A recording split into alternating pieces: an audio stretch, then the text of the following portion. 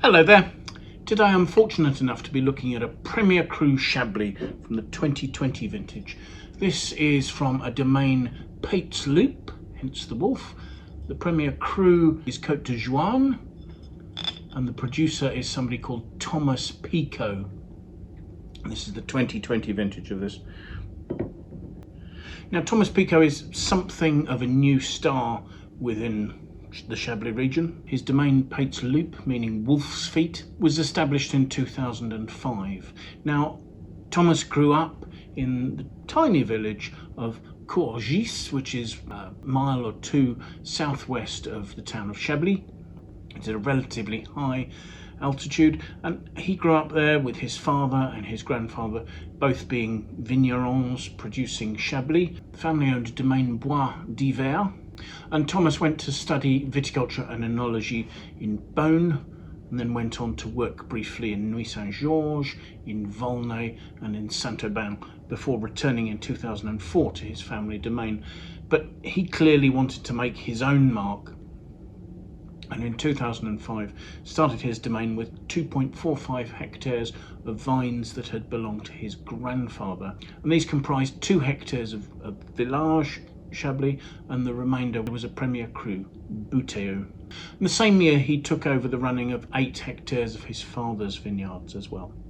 One of the first moves that Thomas made was to convert the domain to organic viticulture, and he achieved certification for this in 2009. This is quite a brave move, as very few people actually achieve organic status in Chablis in the sort of the cold, damp conditions. It's actually quite difficult to do that in this region. Thomas's approach is to restrict the yields and get good ripeness from old vine vineyards. He insists on hand picking, and all his fermentations are done using indigenous yeasts. He uses a certain amount of concrete eggs for fermentation. He ages his wines on lees for about a year, longer than most producers, and then bottles them unfined, unfiltered, and with low levels of total sulfur dioxide. He believes this approach to winemaking is both transparent and open. Thomas now has 15 hectares of vineyards in total, and these are mostly on the left bank to the south of the river, south of Chablis. And a large proportion of these vineyards are old vineyards planted that were Massal selection plantings that his grandfather had propagated. Now, the Premier Cru Cote de Jouan is a moderately steep hillside overlooking Courgis. It faces south and east and gets good early morning sunshine. Its name is derived from the Latin word jugum, meaning moderately high hill. Clay limestone soils are shallow. Its Kimmeridgian marls are either just below or close to the surface in many parts of the vineyard. Now, the vines here were planted between 35 and 65 years ago. Certainly they're farmed organically. I've also seen a note suggesting they're farmed biodynamically, but the bottle doesn't bear certification, so I'm wondering whether the vineyard at this stage is perhaps in conversion to biodynamics. Yields were kept low and the fruit was harvested very ripe. The 2020 vintage was one where there was a warm, damp winter. Spring was fairly advanced, and some areas were caught by frost. Fortunately, the Cote de Jouan is a relatively high hill, and the frost drains off it really quite quickly, so this vineyard wasn't affected. In contrast, the summer was arid and dry, and the fruit harvested was generally healthy, although there were problems with sunburn. As I say, everything is hand-picked, and there was some very careful selection went on at the winery, where they'll use a vibrating sorting table to remove any damaged grapes, unripe grapes, or matter other than grapes. I'm not sure if any of this will have fermented in the domain's concrete eggs, but the fermentation vessels will either have been concrete eggs or stainless steel tanks.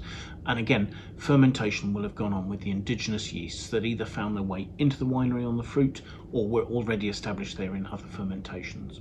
All Thomas Pico's Premier Crus age in seasoned French oak barrels, and this spent somewhere between 14 and 16 months aging with its lees in barrel. So a process of very gentle oxidation, but with the wine being preserved by the lees, which will oxidize preferentially. And also, as the lees break down, they're feeding the wine, giving it a bit of richness, a bit of fatness, a bit of gras. Then the wine was bottled unfined and unfiltered. A very low level of total sulfur. The note on the bottle says simply 21 grams per litre of total sulfur. So that's not a high level at all. That's a winemaker who has real confidence in the stability of his wine to do that.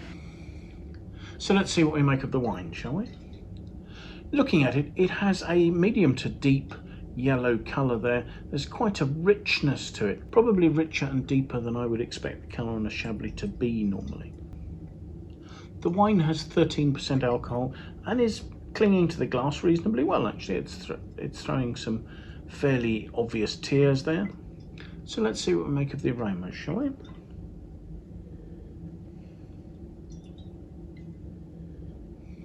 The aromas are very creamy and rounded, but then there are some lifted mineral saline notes at the top of the range there. Almost giving a struck match sulphury note, sort of aromas given off in an indigenous fermentation. So let's have a taste.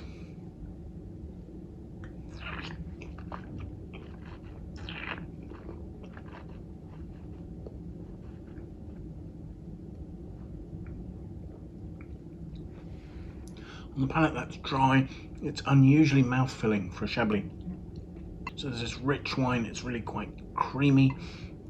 And overlaying the sort of the almost honeyed richness there are delicate notes of that struck match and gunflint. They are notes that point to the indigenous fermentation. And there are sort of these almost mineral-like spices sort of popping around my tongue. It's really quite enlivening. The freshness of the acidity sitting behind the fruit is keeping it good and lively, giving nice length, and yet there's a harmony. That creaminess is still continuing. The flavours are lasting very well. There's quite a nice depth and intensity without it being too broad or fat in the mouth. The alcohol seems well balanced, actually. 13%, that seems nicely balanced in there. There's perhaps the tiniest bit of warmth at the back palate, where those sort of minerally notes are merging with lemony hints and giving quite a long and really rather rich finish.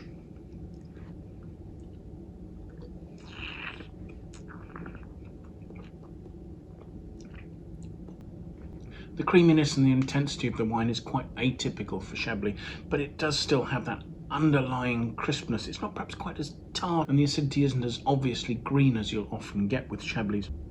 But there is the lovely mouth-watering freshness that's following through right to the end. There are no obvious oak flavours, but there's a mellowness, a richness and a roundness that points towards the fact that this has spent some time aging in old oak barrels. This is well made, it's impressive, it's exciting, it's a little different for a Chablis. I looked at our Wine Searcher aggregated critic score for this wine, and for all the vintages this aggregates down to 90 out of 100, and I think perhaps this is being a little hard done by on the grounds that the quality of the current wine isn't being reflected in the fact that the older wines that were perhaps not quite so good are pulling the aggregated mark down. I think this is a wine who's really quite assertive. Underlying acidity will give it a long life. I'm sure that will provide a stability that has enabled Thomas Pico to bottle this with such low levels of sulphur. This is a very sound, well-made wine, and I don't think it needs those preservatives to age well. So yes, I think that if this was in your cellar for 5 or 6 years, I think you would still really enjoy it at the end of that time. Although its harmony, its intensity and its complexity make it really quite attractive to drink now. So thank you so much for joining us. I do hope you've enjoyed the tasting. If you have, do please press the like button. That would be fantastic. If you'd like to watch more of these tastings, we'd really appreciate it if you'd subscribe to our channel, and that way you can also set yourself an alert and be notified every time we publish new tastings. If you have any comments, please pop them in the comments box below. We do appreciate your feedback. We'd love to hear what you think about the tastings we're doing, the wines we're looking at, or anything else that relates to that. If you have any friends you think might like to watch the video, we'd be much obliged if you'd pass it on to them. We'd really appreciate your endorsement in that way. I will of course leave a link in the notes below to the Wine Searcher webpage for this vintage of this wine, so you can find out where you can purchase it in your locality, what its price is. You can use the tabs on that page to find out more about the region it comes from, the grape variety, the producer, its vintage, what the critics have to say, any other user reviews, and you can see the price history as well. So we hope that's pretty much all the information you could ever want to make an informed buying decision about this wine. So thank you so much for joining us, and I do hope you'll manage to make some time and come and join us for another video tasting in the very near future. Thanks again. Bye for now.